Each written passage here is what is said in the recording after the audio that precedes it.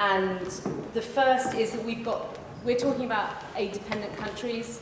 So aid is incredibly important to those countries, but it's still only often 40% of spend. So the bottom line problem is we need aid transparency, but we also need to map it to what those governments are spending themselves. So it's a double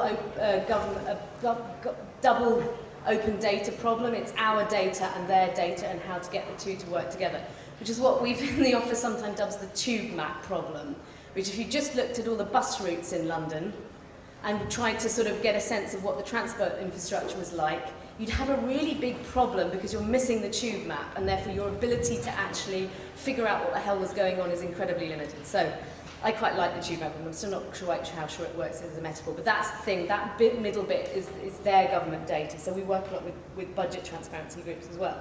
So what do? Most of what we do is advocacy, and we're particularly targeted at the World Bank, sorry, that's development shorthand, the US and European Commission. That is the majority of our work. We are in those kind of political trenches and currently annoying the Commission. But one of the things we're trying to do with that, and this is where tech has come in from us, is one is the index that we've done, which is, as somebody said a moment ago, these things are useful because they make people pay attention. I would like to make a point of clarification, which is we only ever ranked the top group as fair. There was no good, no very good, and no excellent.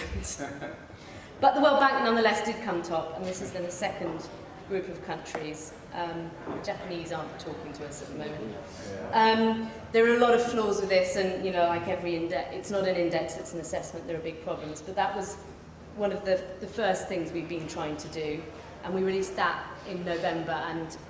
And Mark, who's actually sitting at the back of the room, built the ability to start playing with the data, and I think this is just enormously cool, personally, that you can change the proportions. You don't like our weightings, have a go, change them, and that's the other thing we're doing is working on, as part of, on the steering committee of this international aid transparency process. This is taking up way more than either 5 or 10% of our time. And there's other people in this room whom it is also taking up way more than that. I hope to God we've got the balance right, but in February there will be a standard, and we're going to need people to start using it, and we're going to need people in this room to start telling us where it's wrong and the help with, I suspect, improving and adjusting it. A couple of other things that we've done. This we clearly didn't do, but I complained or poked Diffid and Where Does My Money Go enough to make this happen.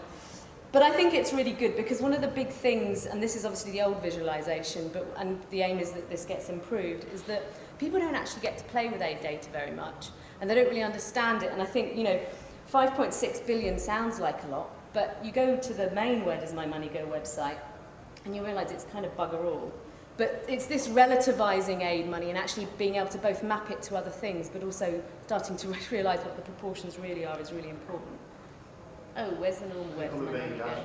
Yeah, that's what I meant to go to. I thought I'd load it. Just click on main go if you just... It's all right, it's here. So the last thing I wanted to... Actually, that's there, isn't it? That is right. Go up to the top right, visualization. There you go. A million ways to navigate your page, you see. The other thing, and this is something we're just starting to work with, Where Does My Money Go on? And Anna was going to talk with me today about some of these ideas, but I think she's been up all night trying to get your Explorer up for the spending data, so she's off the hook.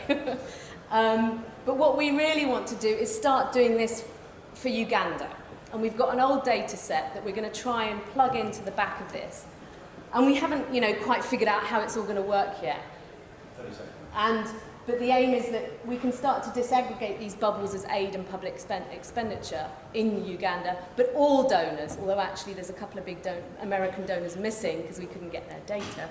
But in this new world, the Obama transparency world, we may get it. So that's the aim of the way forward. Questions after, we'd love to talk. Were they public donors or private donors? Millennium Challenge and PEPFAR. No country presence, nobody knows what they're doing. Very much public money. Fantastic. And as you say, anyone questions come up afterwards, and maybe you can have